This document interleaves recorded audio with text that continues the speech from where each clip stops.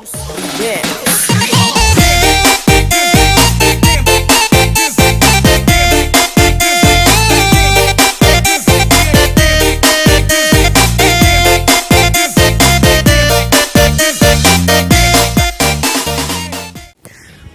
selamat datang kembali di Jojo Corner. Terima kasih buat teman-teman semuanya yang sudah subscribe. I love you forever, together and ever. Nah, untuk teman-teman semuanya yang belum subscribe, silahkan pencet tombol subscribe-nya, karena ngedit video itu jauh lebih sulit daripada sekedar mencet tombol subscribe. Oke teman-teman semuanya, pada video kali ini kita tidak akan mereview secara spesifik tentang salah satu motor ataupun seperti biasanya kita tidak akan mereview seperti itu, tetapi pada saat ini kita akan membicarakan apa saja yang sudah saya lalui bersama Vixion NVL ini ya selama 2 tahun ya teman-teman. Saya sudah memakai motor ini selama 2 tahun ya. Jadi apa saja kendala-kendala yang sudah terjadi dan part-part apa saja yang sudah diganti. Ya, kebetulan di sini motor ini sudah bersama-sama dengan saya sejauh 20.000 km ya. Dulu saya belinya memang bekas, tetapi pada saat itu sekitar 23.000 odonya. Nah sekarang sudah 45.000, jadi sekitar 22.000 km bersama saya. Nah oke teman-teman, mari kita simak saja, lanjut saja videonya. Oke guys, ini adalah New Vixion Lightning 2014. Di sini saya tidak akan mereview tentang spesifikasi seperti video-video lainnya ya, karena memang untuk khusus review spesifikasi lengkap sudah saya upload pada video sebelumnya, yaitu kupas tuntas New Vixion NVL 2014. Nah bagi teman-teman yang belum menonton videonya, saya taruh linknya di deskripsi ya, karena motor ini sebelumnya sudah pernah saya review untuk spesifikasi dan harga bekas maupun harga barunya. Nah sekarang kita akan khusus untuk mereview tentang 2 tahun pemakaian motor NVL ini. Apa saja yang sudah kami lalui bersama-sama, apa saja yang sudah diganti part-partnya, kendala apa saja yang sudah muncul pada motor ini. Jadi supaya teman-teman semuanya tahu untuk jangka panjangnya untuk memilih motor New Vixion ini, resiko-resiko yang akan dilalui bersama-sama apa saja. Nah yang jelas teman-teman, untuk pertama-tama saya akan membahas tentang body-bodinya ya. Seperti biasanya body-body ini benar-benar penting bagi saya, karena body-body ini mendukung, menyongsong kegantengan sebuah motor ya. Kalau body-bodinya gampang pecah, body-bodinya lecet dan sebagainya, jadi mengurangi kegantengan motor. Nah di sini selama pemakaian 2 tahun tidak banyak yang berubah. Pada waktu itu memang kondisinya seperti ini, tetap sampai sekarang tetap masih kokoh, masih kuat, tidak ada retak, tidak ada apa-apa, karena memang tidak pernah jatuh ya. Selama saya pakai tidak pernah jatuh, nyenggol ataupun bertabrakan belum pernah. Cuma ada di sini saja yang sudah terjadi selama 2 tahun, yaitu cat di bagian atas tangki. Catnya ini agak memudar ya guys, sedikit ini ya, kelihatan seperti oranye sedikit ya. Jadi untuk catnya ini teman-teman wajar, karena memang umurnya sudah 2 tahun. Umur bersama saya sudah 2 tahun, tetapi pada dasarnya umur motor ini sudah 6 tahun.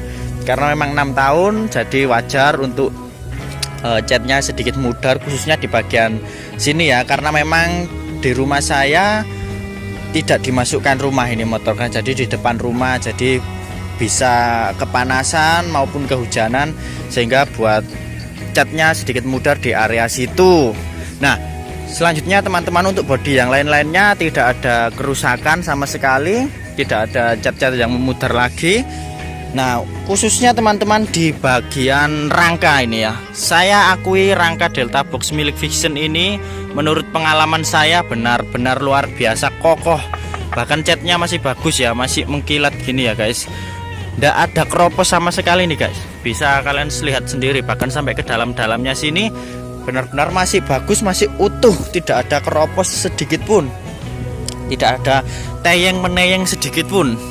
Ya, luar biasa sekali teman-teman. Bahkan sampai sini-sini juga benar-benar dipastikan kualitasnya sangat bagus untuk rangka-rangkanya ya. Selanjutnya teman-teman, setelah dari bodi kita membahas apa saja yang telah terjadi selama 2 tahun, yaitu yang paling penting teman-teman dari mesinnya ini guys. Selama 2 tahun pemakaian ini guys, motor ini kalau bisa dibilang adalah motor Romusa bagi saya.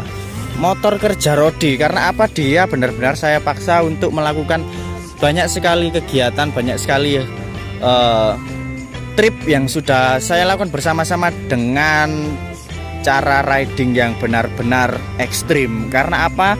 Saya teman-teman selama 2 tahun ini berkuliah di salah satu perguruan tinggi swasta di Surabaya yang letaknya jauh dari rumah saya, yaitu sekitar 20 sampai 25 kilometeran lah. Jadi kalau PP sekitar 50 km itu setiap hari saya lalui dengan motor ini. Terlebih saya kalau perjalanan kuliah selalu terlambat ya teman-teman. Jadi datang saya ngepres, jadi saya itu selalu main kebut-kebutan dengan motor ini. Luar biasa sekali motor ini, enak juga buat kebut-kebutan. Menurut pengalaman saya ya teman-teman, sangat pas lah, cocok, dan menggok-menggoknya, belok-beloknya pun enak, tidak kaku ya. Jadi mantap sekali ini, cocok buat yang suka kebut-kebutan, suka gupuh-gupuh di dalam kota ya. Lalu teman-teman, mesinnya kenapa saya bilang mantap, saya benar-benar bangga, tidak kecewa sama sekali, karena sampai saat ini teman-teman mesinnya ini benar-benar masih enak, halus. Meskipun saya kebut-kebutan dan sebagainya, tidak ada kasar, tidak ada suara klotok-klotok dan sebagainya. Jadi benar-benar saya akui mesinnya sangat halus. Bahkan sampai saat ini bisa kita cek ya suara mesinnya ya.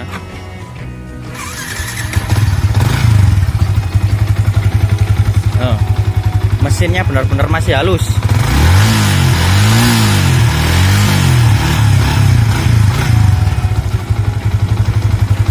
Oke, jadi mesinnya benar-benar halus, tidak ada klotok-klotok teman-teman. Meskipun perawatannya saya hanya sekedar ganti oli, terus air radiator itu aja, tidak pernah servis sampai mendalam-dalam gitu, tidak pernah teman-teman. Jadi bisa dikatakan motor ini bisa diajak susah. Kalau diibaratkan istri, dia ini adalah istri yang neriman teman-teman, nerimo ing pandum gitu. Dia bisa diajak susah, dijamin renes teman-teman.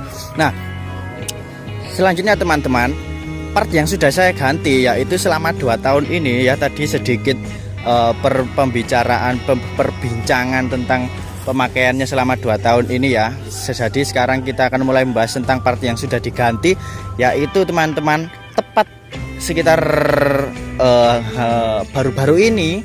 Jadi sekitar 2 tahun sudah saya pakai, dia baru mengalami penyusutan kampas kopling ya. Jadi akhir-akhir ini dia sudah, kampas koplingnya minta diganti. Karena apa? Akhir-akhir ini setiap saya waktu pakai motor ini, dia sudah ngeden-ngeden teman-teman. Jadi ketika digas penuh dia tidak akan ngisi sepenuhnya. Jadi dia cuma ngisi sekitar 80% ya, mentok 90 km per jam. Karena ketika saya betot gas, dia akan ketika di RPM tinggi ya, dia akan cuma ngeden, nggak nambah kecepatan. Jadi seperti ngopling, kita gas dari putaran rendah sampai putaran tinggi, awalnya dia ngisi tetap nambah kecepatan. Ketika di titik tertentu dia sudah mentok ya di 90 km. Ketika saya gas lagi masih bisa digas, tetapi tidak melaju ya, cuma gereng saja ya, cuma gereng, ngeden-ngeden aja. Jadi kampas koplingnya sudah habis. Karena memang pemakaian teman-teman, ketika saya browsing itu pemakaian kampas kopling itu sekitar 20.000 km ya. Jadi sekarang sudah saya pakai 20.000 km lebih, sehingga itu wajar teman-teman. Nggak cuma di motor ini, saya rasa semua motor juga kalau sudah 20.000 km itu sudah harus ganti kampas kopling. Bahkan menurut saya 20.000 km itu sudah terlalu lama ya, terlalu kuat gitu teman-teman. Seharusnya tidak sampai 20.000 km sudah ganti kampas kopling.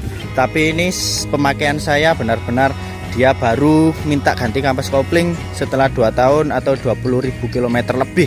Itu benar-benar tangguh, sangat kuat sekali teman-teman. Ya, setelah dari mesin ya guys, di sini part yang sudah harus diganti yaitu ini nih guys, sok depannya kalian bisa lihat ya, sudah bocor, khususnya yang bagian kiri ya motor saya ini ya, karena memang motor ini saya gunakan kerja rodi ya, kerja romusa. Saya sering melewati jalan-jalan bebatuan, jalan-jalan yang benar-benar tidak mulus, benar-benar masih bebatuan yang geragal-geragal dengan penuh keyakinan ya guys. Jadi saya mengendarai motor ini melewati medan-medan bebatuan dengan penuh keyakinan tanpa rasa ragu, karena memang saya sering buru-buru kalau kemana-mana, sehingga membuat ini sudah seperti ini ya, membuat soknya bocor. Tapi memang karena usia juga sudah harus minta di servis ini guys, tapi belum saya servis ya.